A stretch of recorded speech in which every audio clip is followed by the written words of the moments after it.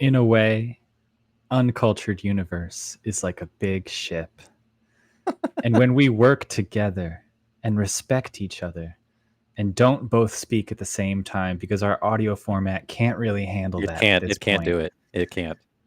that's when the ship gets safely home. That's when the shit That gets safely home, Joe. Yes. ship. I'm saying ship. God damn it. I don't know. Hello, everyone. This is Uncultured Universe. I'm your host, Joe. I'm here as always with my co host, Justin. And today we're talking about a seminal movie for me personally. It's the 2000 Sandra Bullock action comedy film, Miss Congeniality. Justin, how Yeah. are you? I'm well. I'm looking forward to talking about this one because I feel like some of the most recent flicks we've done for each other quite haven't hit as well. Um, We're in our bumpy phase, yeah. it's a little bumpy, that's all right. Super Is Troopers this wasn't quite the it for you. neither Um, was Superstar for you? right. So, yeah, it's good to get back into a thing where I appreciate, or we can all kind of appreciate the shared comedy and the performances and that kind of a stuff. It doesn't feel that old, even though this movie is 24 years old. Oh Um, God, wow. but like this was a good time. This was a good pick. This was a solid pick, Joe. It's fairly hard to have a bad time watching Miss Congeniality. Critics at the time may have been mixed and may have disagreed with you, but I think so much of this movie has become just embedded in pop culture that my first question right off the bat is like, how much of this did you know about through just like quotes and like memes from this movie? What did you know about Miss Congeniality going into it? Meme wise, I can't. None really come to mind. Other than like vaguely like the like what's your perfect date kind of a thing, but just like Uh huh. barely on the outskirts of my brain for that. This is one of those weird movies where we kind of talked about like if you did see it, 20 something years ago when it came out, but like maybe you didn't finish it or like You've quote unquote seen it. this is one of those movies for me. Like, I'm pretty sure I saw this like freshman year of high school, but like I couldn't remember a lick of this movie. When watching it, I was like, okay, I think I kind of remember the plot, or I can kind of infer what the plot is going to be. And I'm like, okay, that's the bad guy, or like that's the, antagonist. Oh, no, I was wrong. Maybe, okay, it was that. Okay, all right, I see what's happening here. So this is one of those of like, I have seen it swish, swish, swish. But You've it seen is. it, but you haven't really watched it, or reverse Yes, that. You I know, did not you've experience it. you've seen it, but you haven't like thought about it. I haven't lived it. Yeah, Yeah, you haven't lived it. yeah. This is me telling you need to enter a beauty pageant. Joe, this may surprise you. Please tell I, me you have. I haven't, but wouldn't that have been awesome? Um, I don't know if I have the. I don't know. I'm pretty comfortable in front of a crowd. Mm-hmm. Um, maybe due in part to this, due in part to like the nature of the work that I do or the work that we've done together, that kind of stuff. You've got your Um, little. You've got your presenter showmanship. Yeah, you can do all that. yeah, so I could, but I don't know if like the competition aspect might get to me. I might want to you know hurt somebody. Oh, so you get too competitive during a beauty pageant. I think I might. I think I could. So you're leaning a little bit out of Miss Congeniality and more into Drop Dead Gorgeous, where it's more mm, like there's a murderer on the loose. and it's me, everybody. Better watch out. Um, yeah. So yeah, this is one of those weird movies of just like it the frames passed through my like over my eyes, the 30 frames per second in front of a TV, but I didn't fully ingest the message or the any of the memorable performances like a dumb 13-year-old would. Well, you were just too busy, kissing people. I was wearing, cargo cutoff shorts and trying to be a punk kid in freshman year of high school. Fantastic. Well, how did you like it this time around? How did it go in the Jackson household? There were LOL moments. There were, clapping moments. There were like, "Hey, that's dated. Hey, get your hands off of her, mister." Um, the misogyny is rampant. It's, uh, it's It gross really at some is. points. It's a 2000s take on beauty pageant culture. It really is. Um, It's a scathing look at it for real, but, no, I honestly, I think the big part of this movie is its performances, which we can talk about later, but I think that's one of the main standouts is, everybody is, hilarious or playing the aloof straight guy mhm. or, you know, even though it is an action comedy, it's a little light on the action for me, to call it that, but it was still entertaining and kept me guessing till the end, even though I've seen it before. So, listeners, if you're wondering, we are talking about Miss Congeniality. So this rounds off our what we're calling, where did we land? Crime Corner Crime Corner. miniseries Yeah, yeah, for July, where we are talking about, I guess, like law enforcement of a sort, but yeah, mainly like more on the crime side of things. sure. And we both happen to land on crime comedy Mm. in our picks. So Justin earlier this month picked Super Troopers for us to watch, and then I, of course, had to follow up with Miss Congeniality. Had to. You had to. It's been on my list for a while. There's movies in my wheelhouse that I just know I eventually need to cover on this podcast. This is a movie where, when I think of it, I weirdly think of it in the pantheon of movies that I would watch, like when we went to visit my cousins. Mm. So I have a million cousins, and there would be movies like this. Fifth Element was a big one, Ooh, yeah. and what else? The Mummy. These were just movies that were just kind of like in that lane. I guess they're all a little action comedy where it's just like we're all down in the basement at my cousin's house watching these on VHS. Yeah. It would be uh, the my six brothers and sisters and I crowding into a van to go up to their house. We didn't really Jesus. have like major cable at our house, so Yeah. it was always a big deal that we could watch TV at their house. And this was kind of like in between channels. Like, let's throw on something like Miss Congeniality for the whole family to enjoy. And the the quotes from a movie like this kind of became language that we spoke as a family. So the Examples, please. like in a way, America is like a big ship, and when we work together and respect each other, that's when the ship gets safely home. Is that And like a parable or something that like your parents would say as you guys are all trying to put the dishes away no, together? we're just saying this random shit to each other. And if anyone tries to hurt one of my new friends, I would take them out. I would Yeah. make them suffer so much they would wish they were never born.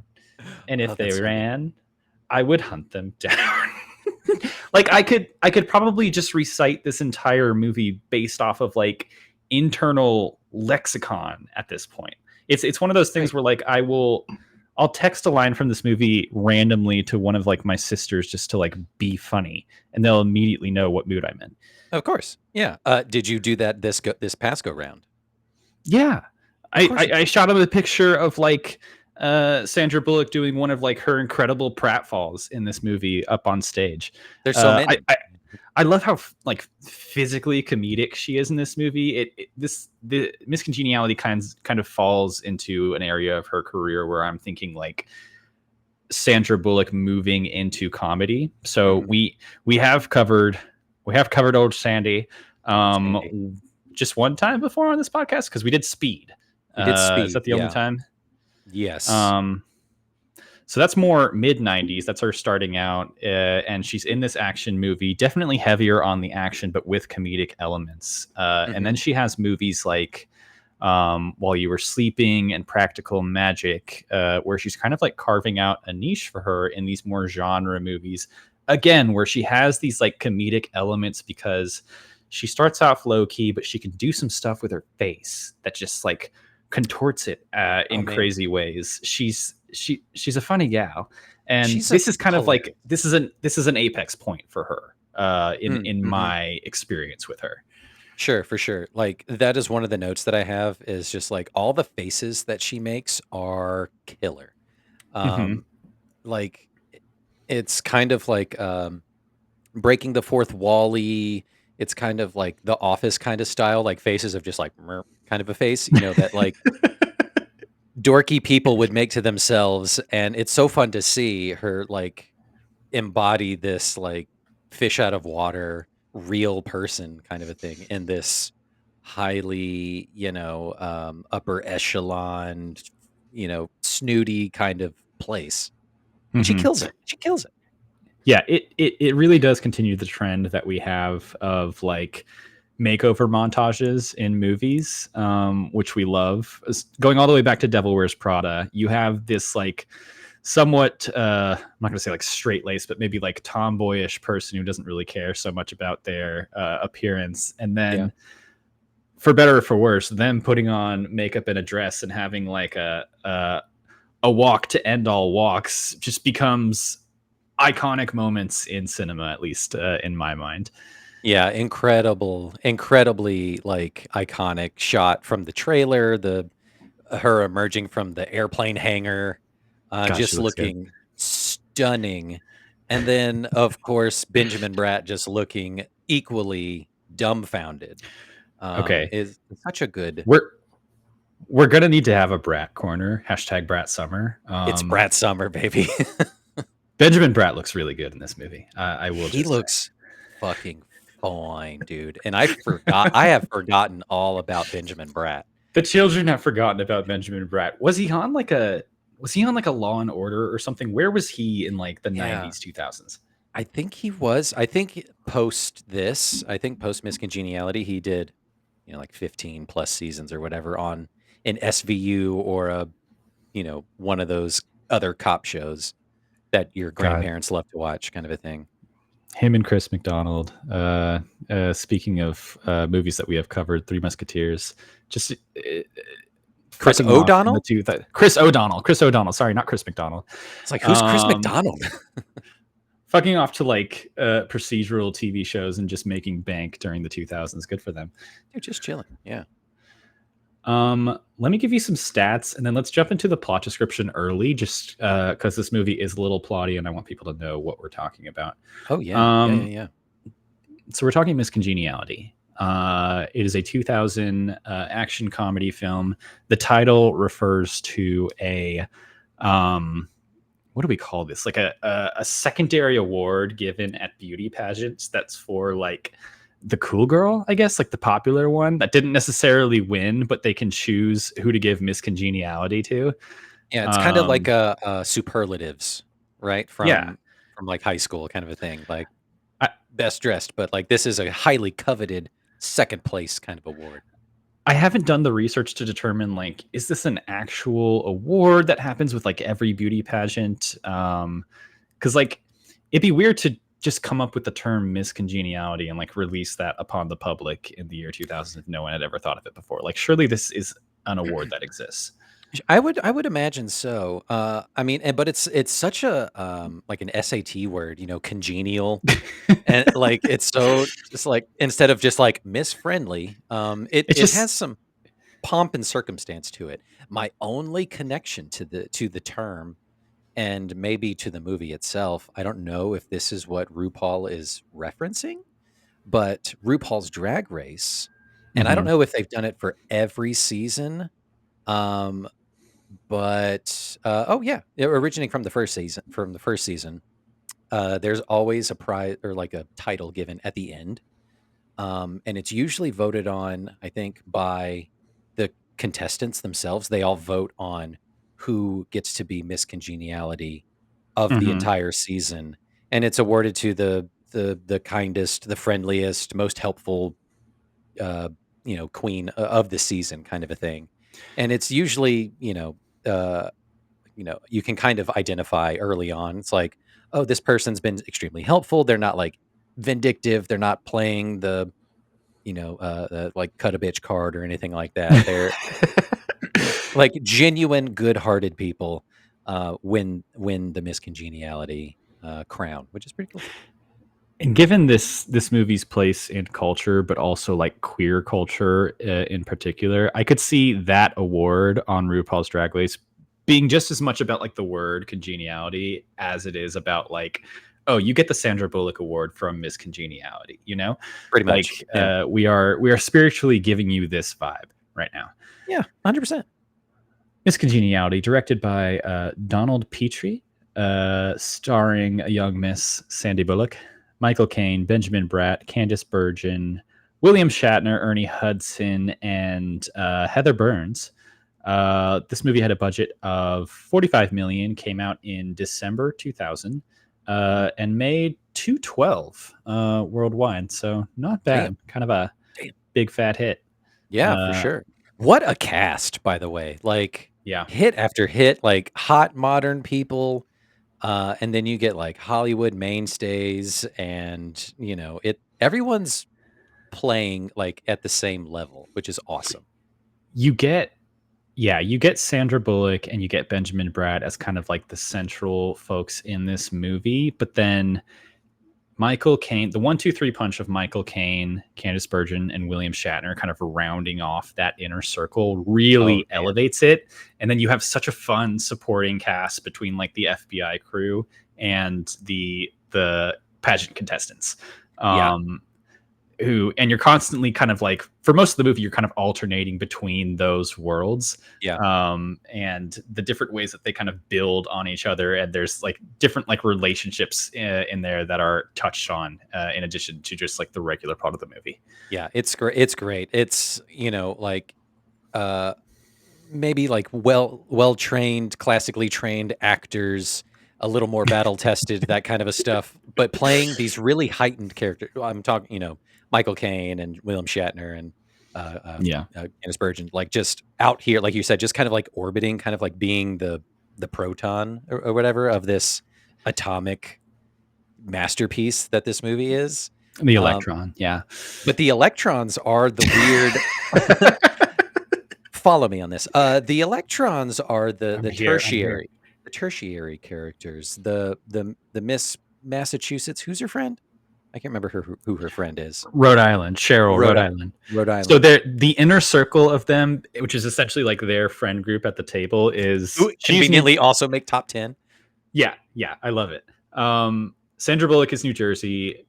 Then there's Cheryl, Rhode Island, and then there's New York, California, Hawaii, and Texas. And then you kind of follow that group through this pageant. There's like 2 or 3 major events, and then they all make top 10, narrow down to top 5, and then top 2. It's fun. Yeah, it was a big time. But yeah, the atomic makeup of this movie is really strong. They nailed it. It's kind of incredible. It's a tight ass script. You could tell, but it's a long movie. It's such a long movie.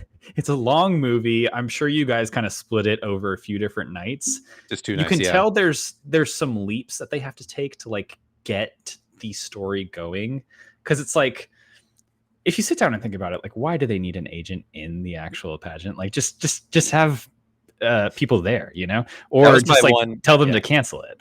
Yeah, like, that was my one. Yeah, make call an injunction, like do something. But like that was my main thing. It was just like, well, we need somebody from the agency in there so they can and make sure that they make the top 10, so she can have access to all the stuff. And she never like got any perks. There was no like, all right, top 10 only back here. If you're a screenwriter, you're maybe like, okay, audience, take my hand and just kind of trust me on this one. Like, we're gonna have a fun time. Don't dig into it too hard. Yeah, we're getting Aladdin on the magic carpet. Do you trust me? And we're just like, dude, fuck yeah, of course we do. Let's go. Let's fucking do this. Who wrote this movie? I'm gonna look them up real quick. Okay, it's written by a few people. See, too many cooks. Too many cooks. Should have just been one person. Sandy B, give her the pen. Mark Lawrence, who's known for numerous collaborations with Sandra Bullock and Hugh Grant. So he's kind of in that like romantic comedy space, even though this is like romantic comedy adjacent. Yeah. It's kind of like tinged by the romance at the very end, but this is very much more like a broad slapsticky comedy in a way, But it and works. with It works. action elements. Yeah. It works. Yeah, I have some stuff I want to talk about and pick apart. Namely, help me remember the the antagonist like terrorist plot, Uh and huh. then Uh huh. the romantic uh, implications of it. We'll Let circle back me to those. make you do the plot description, and then we'll get right into it. First, let's do the So, trailer. Let's do the trailer. oh my gosh, the trailer! Oh my I gosh. lose myself. Let's Eminem. don't lose yourself in the music. You can lose yourself in this music though. Okay. You better own it.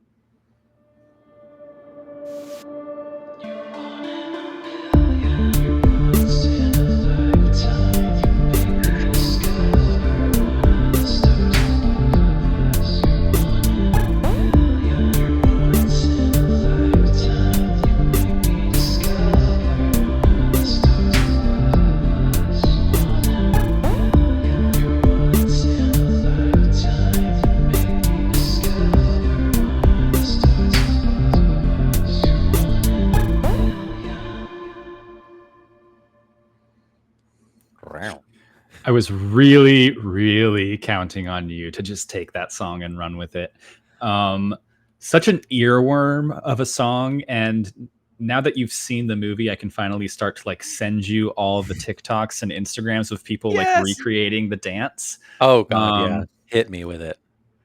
that. Shout out to Jonathan for 3D printing my little Oh my God. Statue of Liberty hat. Uh, I'm sorry listeners can't see it, but I'm precariously balancing it on my head right now. you It is look a you look regal in it. I You feel like look like a champion.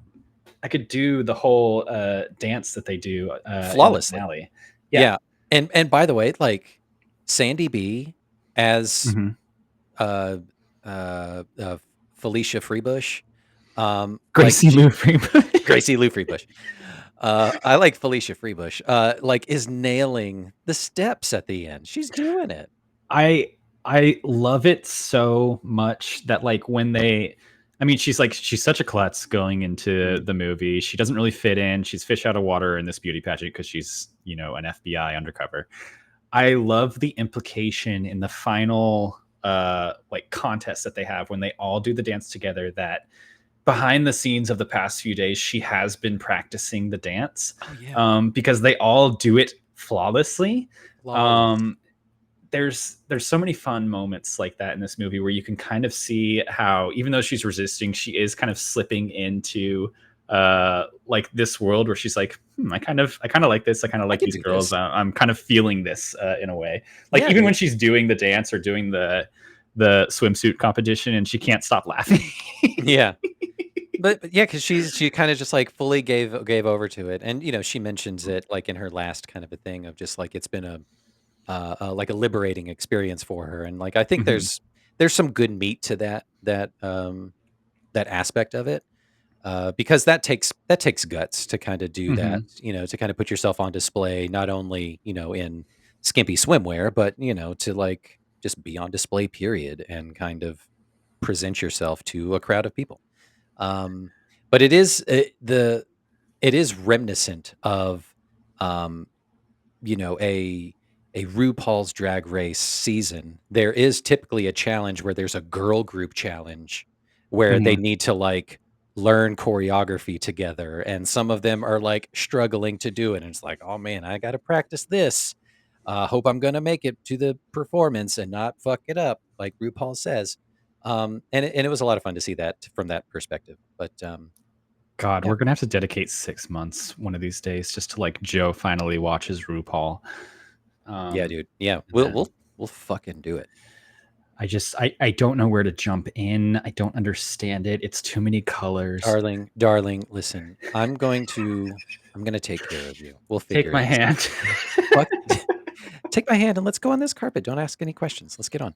All right, yeah, let's jump into this plot description of Okay. what can I get? Okay. I got 1 minute on the clock. Give me the plot of the 2000 movie Miss Congeniality that we are covering today on this podcast. Are you ready? I'm ready. Okay. 1 minute. Here we go. Miss, you gonna start Press start. Hang on. Hang on. Hang on. Fucking hang on.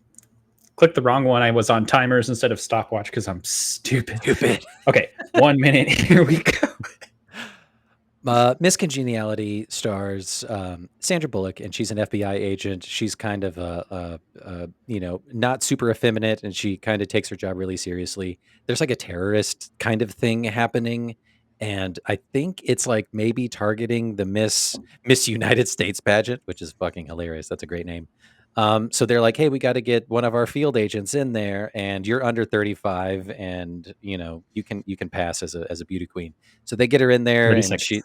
she's like a shoe in for the top 10. So she's like trying to make it in, while also like unraveling this mystery. And then like Catherine Bergen is like the bad person all along. When you think it's going to be Rhode Island because she has crazy eyes, but and then they make it to the end, and it's like a plot between this former beauty queen and her son, and she stops them, and then she goes to jail for like light domestic terrorism. The end. Okay. You touched on some interesting points here. I am going to have to deduct you. I like that we ended on light domestic terrorism. Let's dissect some stuff. So first and foremost, fish out of water comedy, right? You got Sandy B. She's working for the FBI. She is working it.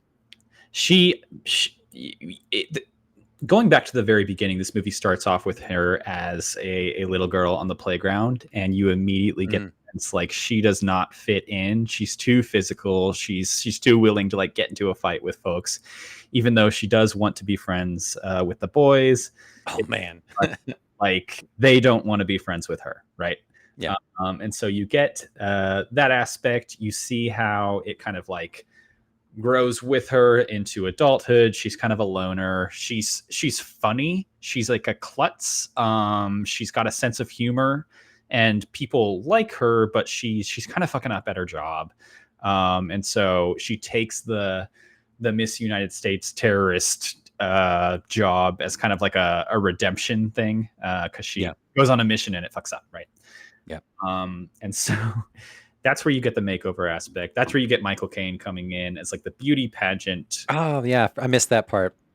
Like, it's such an early 2000s moment that they can't say he's gay, but every scene has some sort of indicator that he is very gay. Which it's all in the icon. buttocks. Don't I look pretty? Gliding. We should be so lucky to have gay Michael Caine on our screens. Christ, yes. And just like, what a casting choice. Like, if you have this movie on paper in front of you, do you see Michael Caine in that role? And then you watch it and it's like, who else could possibly do this? This is kind of like my first Caine touch point, even though he's like a Oscar winner by 20 years at this point. Absolutely. Yeah. If not more than that. Like, he is a top tier, S tier actor, capital A actor at this point. But yeah, like, what a choice. Like, you needed someone highly regal who commands the screen and can be believable.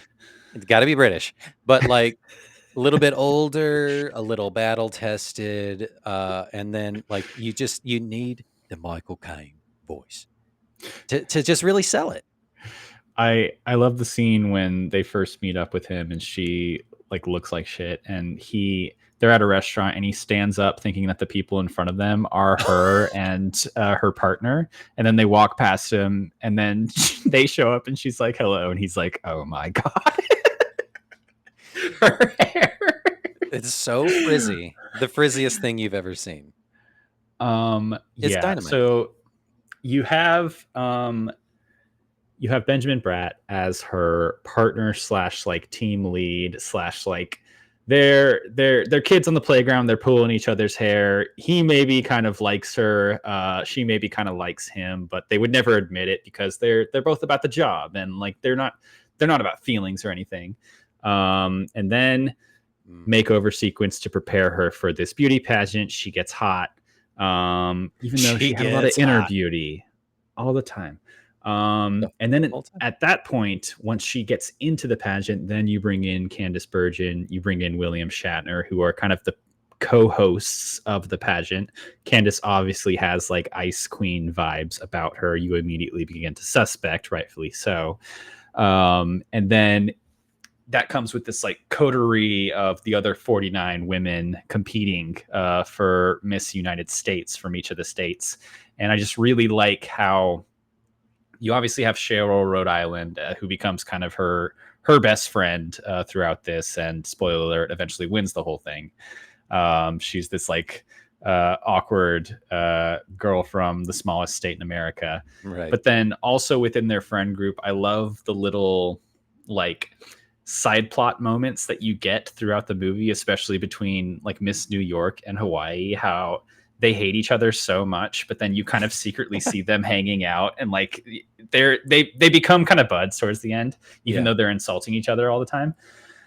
And then there's so many little moments. There's so many like little bits of humor that they find with the contestants throughout the movie, because you have the initial talent show, you have the swimsuit competition, and then you have the final everything, like the final competition, right, where they announce the winner.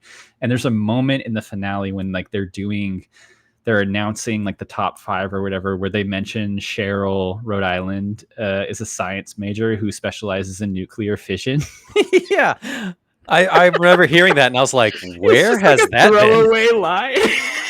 Where was that the whole time? It's so funny. That's a good one. It's so funny. The one thing I've been thinking of as kind of like a comparison to movies that we've covered in the past is Best in Show. So you get like these, the movie basically revolves around switching between scenes of these like insane characters all competing in this insane competition, and the different personalities at play there, and the different like dynamics between them. And then you have like the commentators and judges and like presenters being an entirely different circle. And so the Fred Willard of Best in Show is definitely like the Shatner. Again, like another genius moment of casting is putting William Shatner as essentially like the Ryan Seacrest of this movie. It's kind of the MC. And then it becomes about how like he and Candice Bergen are getting so old that they're getting essentially like pushed out by the new generation, and Candice takes it in kind of a terrorist direction. Understandably so, for sure. Like anytime you have to have a custom like drawer built into your mastermind desk to hold the one thing, the MacGuffin essentially of the movie, like you've got problems, man. You gotta learn to let go. Crown. Yeah, it was so silly. Like, wasn't that had to have been like an inside job, or like hush hush paid under the table of like, hey, can you like install this really plush drawer insert for my prized tiara that I'm later going to put a bomb in? We talked about how there's certain aspects of this movie that are like definitely embedded in like late 90s, early 2000s humor. There's like a bulimia joke at one point. But I do like how, when it comes to like the idea of beauty pageants in general, there's a certain level of like honesty in the characters of how, you know, at first the Candice Bergen character is trying to be all regal about it and like call it like a scholarship program. And then at the end of the movie, she's like, fuck this. It's like a beauty pageant. Yeah, you know? And as Candice Bergen kind of falls apart, you can see the Sandra Bullock character, Gracie, kind of like gaining more and more respect for these beauty pageant folks, just because like she is an outsider coming into it for the first time, whereas Candice Bergen has been in it her whole life, and she's essentially gone crazy over the fact that she's getting like kicked out of it. And so it's an interesting take on it, where like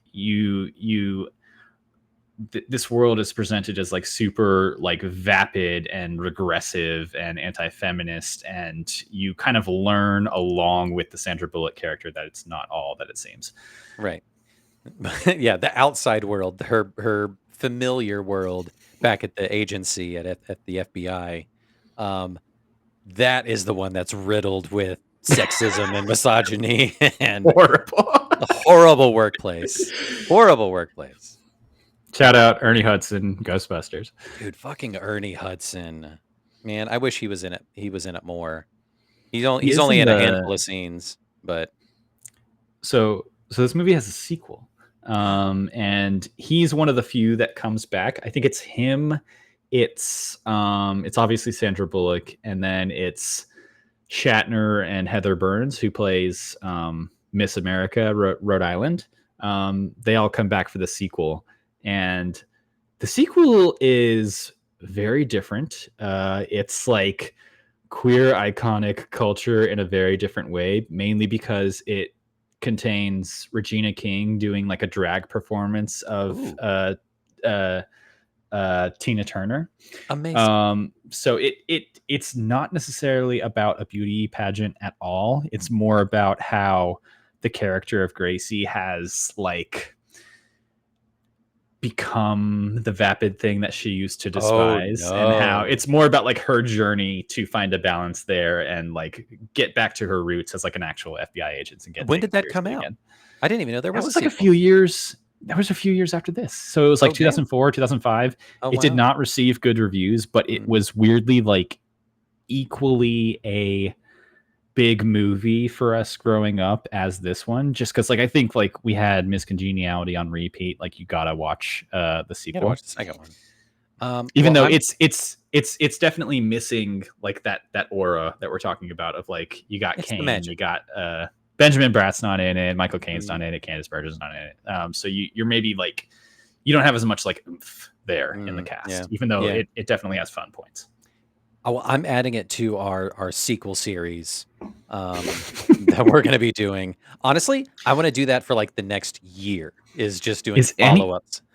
is anything else on our follow up sequel series? Or are you creating this as we go?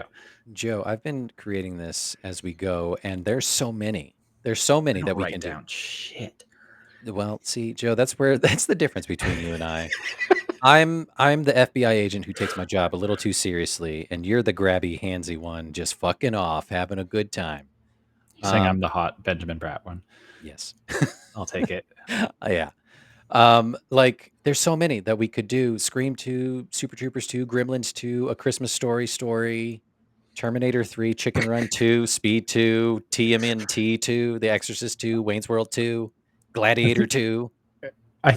oh god, we're gonna have to see Gladiator 2 in theaters, Justin. Can you I believe? know. I know. I think we're going to have to stretch our rules when it comes to sequels around like what if neither of us has seen it? And we've talked in the past about maybe like expanding, dipping a toe in that area, like what happens if we're both the uncultured person in the episode? Like, Yeah. shall we venture into that darkness? We will jump Um, in together hand in hand and explore it. yeah. Yeah. Spoiler alert. We will. We will. We're gonna do that. But yeah, that's added to the list. I had no idea there was a lackluster sequel. Let's toss it Miss in the list. Congeniality 2, Armed and Fabulous. That's what it's called. I love that. Yeah. Armed Yeah. and Fabulous. Okay, I can see the queer culture kind of permeating into that. Oh, it's a fun movie. There's a moment where she's chasing down a Dolly Parton impersonator who turns out to be actual Dolly Parton, and she tackles her to the ground. It's very much like a Vegas movie, if that makes any sense at all. Mhm. And it's an entirely different energy than this movie. But it has fun moments. Although I can understand that it wasn't like as critically well received as this one. Sure, absolutely. Well, I can't wait to dig into that one. Ooh. All right, Joe, where to next? Where we headed now? Well, tell me about so you didn't really have Mhm. much impact with this movie when it first came out. What are your Sandra Bullock touch points? Because the girl's got range. I mean, we've talked about her comedic roles, we've talked about her action roles. She's obviously got some pretty deep dramatic roles, sci-fi roles as well. Love her Yeah. in Gravity. Mhm. What do you think when you think of Sandra Bullock? Obviously, it's the one. It's the one movie that we covered, which was Speed, which was Okay. my pick. That was my introduction to her, and like when I think and I picture Sandra Bullock in my brain, it's not modern day. It's not early 2000s. It's 1994. Sandy B from Speed. Um, But yeah, like I have seen, Gravity and The Proposal. I thought was hilarious as well. Proposal, Yeah, huge comeback for her. big comeback. Yeah. But yeah, she's got a good stacked filmography.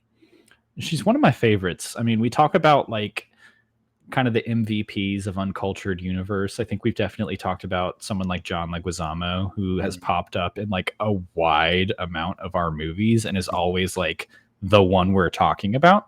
Right. Sandra Bullock, I would put into that mix. Like she has such a presence on screen that you are just drawn to her, and you can't really ever. I don't know if this makes sense. Like you can't really ever imagine her as like a side character, except Mm. in maybe an early movie like Speed, where even that is more like a two-hander, two or three-hander, and Oh, she's one of the hands in that. dude, 100% two-hander for sure. Like she was a side character in that, but she was a breakout. That was a breakout for Mm-hmm. her. Um shit, where was I going with this? Oh, I think she was kind of the start of like that every woman, like the girl next door kind of vibe, a little bit of the 90s. Mm-hmm. Um, kind of the big screens version of like Jennifer Aniston, right? Ooh, You know what I mean? Of like got good funny chops, a really good actor, kind of commands the screen whenever they're on. like Um, physically funny too. yeah, Yeah, very like physically funny too. And we're we're rewatching Friends right now, or I'm watching it for the first time, really, like all the way ooh, through. Not yeah. like I know of Friends, obviously, but like this is the first time I've ever like really watched it, and it's so funny how like physically comedic all of them are. I think it's Mhm. such a dated show, and I hate some of the episodes, but I will Fair. burst out laughing every now and then if Rachel's like running across the room and doing a leap across the couch on top of Ross. Oh yeah, it's great. Like they were throwing themselves around that set. Dude, they were all, just having a good time. They were all like in their 20s, just having a great time. Insane. Um, I can't think about how young they are in that show. no, you can't because it'll depress you. But I think, it's been kind of hard to capture that Sandy B magic from the 2000s on with any other of the new actors. I think Mhm. someone that came close was probably like Rachel McAdams. Ooh, Um, yeah. she kind of went a little bit in that comedic route. Um, she definitely had that down home, um, person you feel like you went to school with. She grew up down the street from you, kind of a thing. But Like I don't literally Family Stone vibes. Yeah. 100%. Even though she kind of was a shit in that movie, she was kind I of the love her in heel. Family Stone. I will take no slander there. I mean, it's not a slander. It's a whatever, whatever, Joe.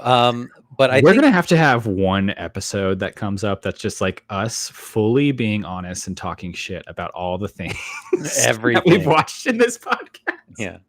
It's like, Joe, you are a worse person for liking this movie. Or I think differently of you because you did not enjoy this movie, and I question our friendship. I Uh, I have some thoughts for how we can bring that together. It'll be exciting. that's amazing. But yeah, like Sandy B is a powerful synonymous with like interesting acting choices. Hmm. You don't outwardly think of her as like a action star, dramatic star, comedy. She's a mixture of all of them, and she Hmm. does them all really, really well. She's every woman. I yeah, Mm. I see her as like a precursor to Anne Hathaway too in that way. Ooh, yeah, You have like early roles like Anne Hathaway in Princess Bride, not Princess Bride, God, Princess Princess Diaries. Diaries, and Devil Wears Prada, where she is leaning into that like rom-commy, but more on the calm side of things. And then Anne Hathaway obviously delves into more dramatic roles in her. We'll call it middle career. Yeah, I'm not. It yeah, feels weird just to call it later career. yeah. And then Sandra Bullock is kind of a precursor in that way in terms of having that range from what I've seen. So you have my mainstays for her in like early 2000s comedy would be like Miss Congeniality 2, 2 weeks notice. If you've ever seen that, I haven't. talking about Hugh Grant, classic, such a Mm. good like small movie essentially about someone trying to quit their job that Oh, is love like it. so funny at certain points. It's also a repairing of Sandra Bullock and Heather Burns, which is the Cheryl Miss Rhode Island Fun, in this. They're a fun. fun little pairing there. And then, so you have like early 2000s Sandra Bullock, and then I think of it as like a range between that, getting into Blindside. She wins the Oscar for Blindside, and then Yeah. something like Gravity, Mm. where she's doing something so completely different. Where there's probably comedic moments in Gravity of her just like as a performer that you could find, but there's a physicality there, but it's much more on like the science fiction dramatic action side of things, and Yeah. she does that so well too. I mean, she gets the Oscar nom there. I did really like that movie, and it elevated the stakes, I think, because of her every woman vibe. Mm-hmm. She's not like and this isn't like any slander or anything to like Zoe Saldana or anything like that. But like you see someone like that in a sci-fi movie, you're like, oh, this person is this kind of character. They live this kind of stuff all the time. Person is not human, and that's why they're always painted in different colors. Yeah, Or we love like Zoe Saldana. Zoe Saldana fucking rules. But like, some of those kinds of actors, that kind of stuff, who are known for more of their actiony kind of stuff. Whereas, like you said, like for Sandy B, for something like with Gravity, it's so outside of her typical norm. It's like, Mm-hmm. please don't let something bad happen to my girl here. I mean, Um, even in Gravity, she is kind of playing this like, I don't know if introverted is the right word for like an astronaut, but she's not playing this super showy role, but she's playing someone who is just trying to do their job, and then this huge thing is thrust upon them, and they have like a call to heroism in a way, a call yeah, to like survival. yeah, And so it's interesting in her career how she wins the Oscar for Blindside, which is like such a huge step away from all of that in my opinion, and like hmm, her like ramping the confidence level and like the smartiness level up to 1,000 yeah. in that movie. Equally fun. I wonder. I truly wonder, like with a career like hers, like what the hair color does to the effect in the movie. Because like in Blindside, she's obviously like Blonde, blonde, yeah. but then you talk about her as like a rom com lead in the early 2000s. Like was she leading the way for brunettes everywhere? You know. I think so. I think there was a resurgence of like, get out of here, blondes have more fun. Like brunettes have the power. Like, I don't know, maybe. That I coupled mean, that with the Jennifer Aniston kind of uprising in the 90s, it makes sense. I love the Jennifer Aniston comparison there. Yeah, it makes such sense. Absolutely. Um, I have a couple more thoughts. I just kind of want to run through my notes, but first, what are we drinking here, Justin? Give me a little Oh my taste. God. I'm so excited for this. I drank it all because it was so delicious and because it was melting. I made a milkshake because I loved the scene from the bar. Like after she has the hard day and she's like, "Hey, barkeep, I'm going for a full pint today." And he's like, "Oh, you sure? It's a little early." And it's a pint of ice cream, and you're like, "That's gonna hurt your stomach." I wouldn't do that if I were you, but that's fine. Um, Yeah, so I made a boozy milkshake, and I'm calling it "Let's Get Chip Faced." So it was cookies and cream, ice cream, milk, bourbon, and chocolate chips, and oh it was my delicious. god, did you like blend all that together? How do you do that? That's how you do it. Yeah, you throw that all in a blender and you zip it and you toss it in. You put some whipped cream on top, and you just have a good time. Justin, that sounds incredible. Your poor little tummy. I know I've ruined my supper. You're gonna be like shitting bricks later. Maybe um we're old. we're getting old. um okay, What do you got? That thing was pretty. this little reddish orange contraption, you may She's gorgeous. recognize the color because I have brought Aperol to the table one or two Once times again. before. Yes, noticing a trend. I'm calling this a perfect date, which we Ooh. know to be April 25th. And so this is 4 parts Aperol, 2 parts gin, 5 parts club soda. For those keeping track at home, that is 425. April 25th. Oh, barf. That's so cute. All right. Are we I ready love it. for like my personal story related to this movie? Please hit me with it. I believe I promised, I preluded this in the previous episode. So Mm, here at Uncultured Universe, we really like to have two different sides of a spectrum. So you have like a dumb uncultured idiot like Justin who hasn't seen Miss Congeniality, and then you yeah. have someone like me who is here to be your Virgil, act as your guide through Mm, this new movie, but also give my own take around like where does this fit in my lexicon, where in my history. yeah. So I told you about how this is like a movie that I knew about growing up. It was just it was on the shelf. It was constantly in rotation, right? Of course. Yeah. Um, Fast forward about 20 years. I am on the dating apps in a little city called Atlanta, Georgia. Spoiler You're, alert, we're still here right now. you're swiping. Um, were you ever on the dating apps? Was that kind of like I before, missed after, in between times? I missed the boat, and I'm so Missed the glad I boat. did. Good for you. Good for It you. sounds so stressful. I was on this dating app called Coffee Meets Bagel, where I guess it was like the kids these days are on Hinge, Yeah. so they would like it's more exclusive in like the people it matches you to. It's not like Tinder where you're constantly just swiping and treating people like cattle. Yeah. Um, Sometimes. and so you fill out a profile where it asks you to like answer questions or like complete sentences. And then it gives you a few matches every day or every week or whatever. All this comes down to the way that I snagged my current partner of going Oh. on 7 years at this point. One of the what do you call it? Like they give you like a fill in the blank to answer as like a prompt. One of the prompts on your profile was like, I like it when my date is blank. You know where I'm going with this. Oh yeah. I put April 25th because I was like putting a very specific lure on that hook and Yeah, you did. casting it into the love pond. And I was like, who's going to get this Miss Congeniality reference?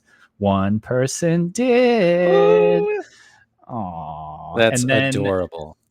so he immediately responded with yada yada, nice congeniality, Miss Congeniality reference. Mm. And then I was like, what? I don't know what you're talking about. No, I'm kidding. Of course you did. You're just like, thank God. It was a connection right off the bat, and that I will always be proud of. That's And so amazing. I would say it's the most iconic part of this movie is for the listeners at home who maybe haven't seen Miss Congeniality, what we're talking about is there's like an interview portion of the swimsuit competition that they do where William Shatner as the host asks Heather Burns as Miss Rhode Island, describe your perfect date. And then she pauses and is like this super like blonde, pretty young lady. And she's like, I would have to say April 25th because it's not too hot and not too cold. All you need is a light jacket. And then it's like crickets in the theater. It's such a out of pocket answer, but it's iconic. It's so funny. Looking at the little IMDb trivia page, the first thing on the list is Cheryl's answer to the question, "What is your idea of a perfect date?"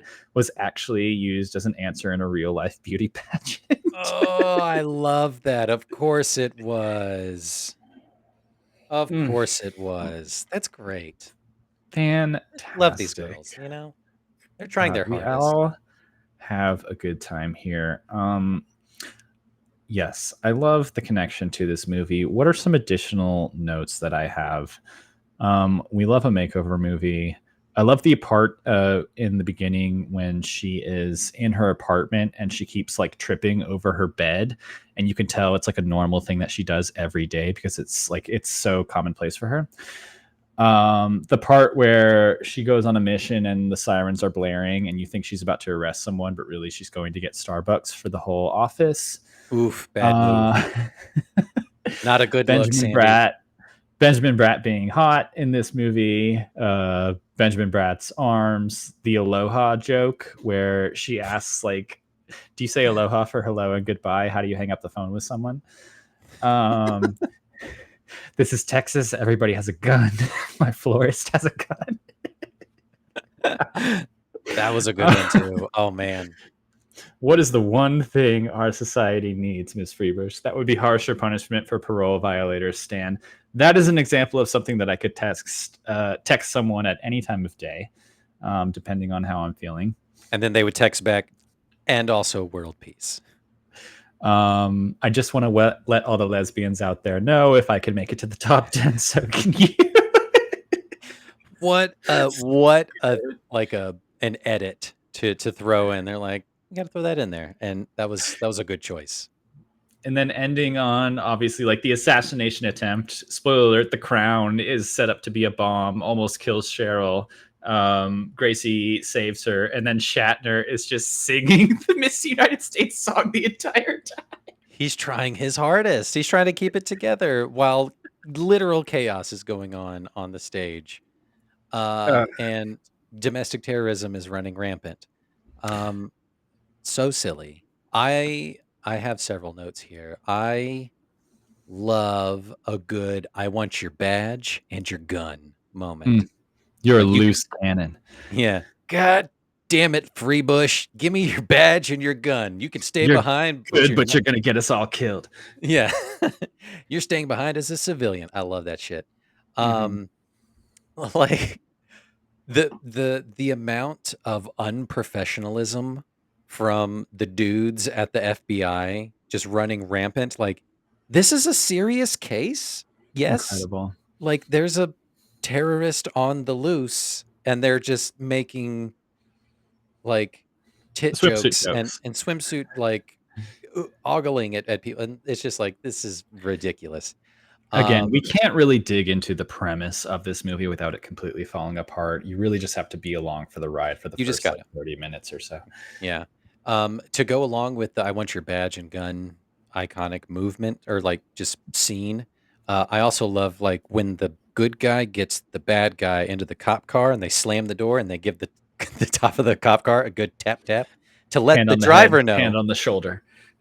that put them in, but then slam the door and tap the car to say like, "All right, driver, you're good to go." Like, "Yep, you're good to go." Fantastic. They're in. I love it. Fantastic final words to Candice Bergen in this movie. Yeah, so good. And then Michael Caine is just, um, utterly electric. He is probably my favorite part of the movie. I mean, understandably so. Just Michael Caine. exasperated. Michael Caine can't take anymore. Mr. Wayne, Master Wayne, can't Yeah. believe it. I want to do a supercut of him as Alfred talking to Sandy B in this movie, and she's like Batman. Like, I would love that. That'd be cool. I'm gonna do that. I mean, there's nothing saying that they aren't secretly like the same character across universes. And if we want to believe that, it's not against the law. Yeah, according to multiverse theory, there is a Batman out there who has Sandra Bullock as this character. So I love it. I think that's great.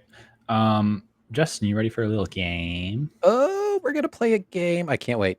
You said you were gonna ruin me with this game, and Yeah, it'll be okay. I'm fucking ready, dude. I'm just gonna make you talk a lot. There she is, the Miss Uncultured universe, in all her splendor, and we have fun on the weekends and sometimes on Tuesdays when it's not too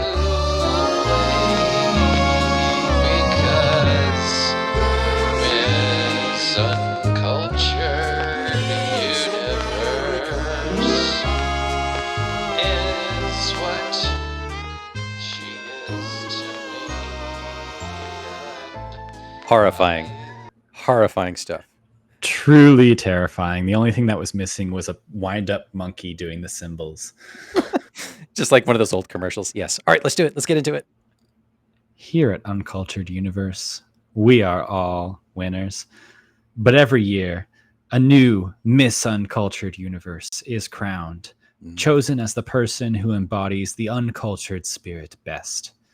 Welcome to the interview portion of the Miss Uncultured Universe pageant. These questions count for 100% of your overall score. Yes. Please answer them honestly and to the best of your ability. Are you ready? Yes, I am.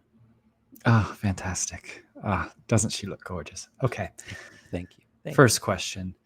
Miss Jackson, it says here that you were born on a decrepit English chicken farm that may have been a metaphor for World War II prisoner of war camp. Tell us a little bit more about how that influenced your decision to pursue beauty pageants. Thank you for that question. Well, I like to think of my time on the farm growing up where I would only make friends with the chickens because they understood me. The cows and the goats were too mean. And they taught me what it is to be a family. And I loved just the way that the male chickens, you can call them roosters if you want to, but I like to call them cocks. They would strut up and down the farm, and I thought to myself, "I can do that too." And that brought me to Miss Uncultured Universe pageant. Oh, thank you. Isn't she just stunning? Okay, number 2, Miss Jackson. There are those who think that, quote, gremlins have no place in modern society due to their tendency towards mayhem. If you were to win the title of Miss Uncultured Universe, how would you continue to advocate for the right of, quote, gremlins worldwide? I think America is everybody's America, and gremlins deserve America as much as you or I. And therefore, it is my official stance that I am pro gremlin. Thank you. Fantastic. Wonderful. Question number 3. Miss Jackson, I'm going to give you a scenario. If you found out that your ex-girlfriend had undergone an experimental procedure to erase all memory of you from her mind, how would you respond in a way that upholds uncultured values for young boys and girls everywhere? I would respond as such.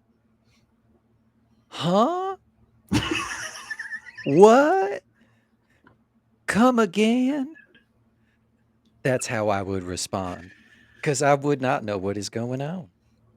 Thank you. Thank you. We'll let the judges stew on that one. Um, Miss Jackson, in 5 words or less, count them up. What are your thoughts on exorcism? Let the sun shine in. Let it in. Powerful stuff. Thank you. Thank you. Number 5. Another scenario for you, Miss Jackson. Say you're a bright young woman with a promising career in vineyard branding ahead of you, and you've just gotten engaged to a wealthy bachelor smoke show. His daughter comes back from summer camp and immediately seems to hate you. And not only that, but you soon learn that he has another daughter and a beautiful ex-wife that he never told you about. What, in your opinion, is a reasonable course of action for you to take in a way that is becoming of Miss Uncultured Universe? I personally believe that US Americans are unable to do so because some people out there in our nation don't have maps. And I believe that our education, like such as in South Africa and the Iraq, everywhere like such as, and I believe that they should hold our education over here in US America should help the US Americans or South Africans and the Iraq so we can be able to build up our future. Thank you. You've given us a lot to think about. Thank you, Miss Jackson. You too. Uh-huh. All right, we're getting close to the end here. Number 6, Miss Jackson, describe the perfect movie that you believe needs a new adaptation starring the Muppets. To me, I would love to see Labyrinth done as a pure Muppet movie all over again because I could watch that movie just all the time, y'all. It's a, it's a fascinating choice. Miss Jackson has taken a famously Muppet movie and just added more Muppets to it. It needs more Muppets. Yes. More Muppet Have the nest Muppets. units. I would like to see the Muppets be the puppeteers of other Muppets. Wow. Just Wow. the proletariat rising up. Okay. Okay. And finally, Miss Jackson. Everyone knows that becoming Miss Uncultured Universe does in fact give you power to control the known universe, similar to a genie or heathen god. If you succeed in winning the crown, what will be your first almighty act, and how will it reflect the values that we here at Uncultured Universe attest and hold dear? First, I will commandeer all the powers of the world and coalesce them into one, unto which I hold power over all. None Miss shall be Jackson, spared. why are your eyes turning black right And then we would have world peace. The end. Excellent. Okay. You'll get your scores in the mail in 2 to 6 business days. Thank you, Miss Is Jackson. that how beauty pageants work? All right. Uh-huh. Uh-huh. Yeah, the crowning at the end of beauty pageants is mostly an educated guess, and then they Yeah. like get their numeric scores later. Mm-hmm. Congratulations, Justin! Among your many titles, you can now put potential Miss Uncultured Universe. It's on my on resume there. already. It's on my resume Yeah. already. Already updating it. As we speak. Oh, Justin, once again, I'm very glad when we get to cross off one of my little Inside Out Head Island movies. And this is one of those for me. Final thoughts on Miss Congeniality.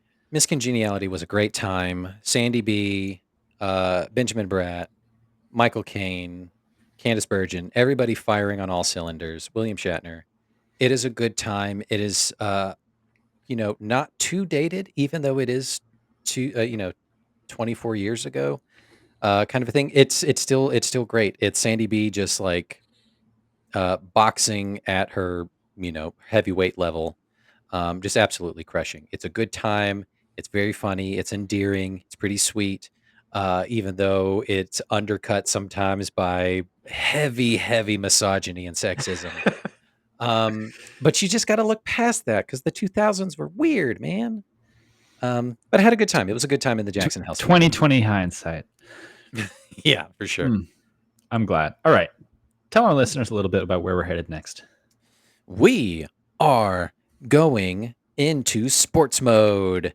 You look at us and you think those are two athletes right there who just commandeer court and field and decimate everyone else. So we're going to be talking about some just iconic sports films that we love and that are I don't know if they're wildly different from each other. They each have their own kind of merits. One definitely fits me, and the other one definitely fits Joe. So I would depending say on what you pick. they're pretty different from each other. I am very interested in watching yours for the first time to get a taste of it. But the one that I have picked, I think I'm going to land on the one that I originally texted you, not the second one from today. I'll text you. Okay. Yeah. It's a secret. Yeah, but they are different sports. They are different sports movies altogether. So the first one that we're going to do is my pick, and it is Varsity Blues from like 2001, I think. Or no, maybe it was like 99, I think. It was just before I went to high school, and it got me so excited at the idea of wanting to play high school football, which I did not. So that tells you something about me. But it's a 90s iconic movie, which is I'm a 90s kid, so like it fills in all those those dots on my fill in the blank chart, and it'll be a good time. And yeah, that's what we're gonna do next. We're gonna do sports in August. I'm really excited to bring my Friday Night Lights and Remember the Titans repertoire to this conversation. Yeah, we'll talk all the football movies because I didn't see Mhm. those, but I did see this one. So it'll be great. But yeah, catch us on all the socials at Uncultured Universe on Instagram and wherever else you get your podcasts, TikTok, of course. And we'll catch you guys later. Bye. Stay World beautiful. peace. World peace.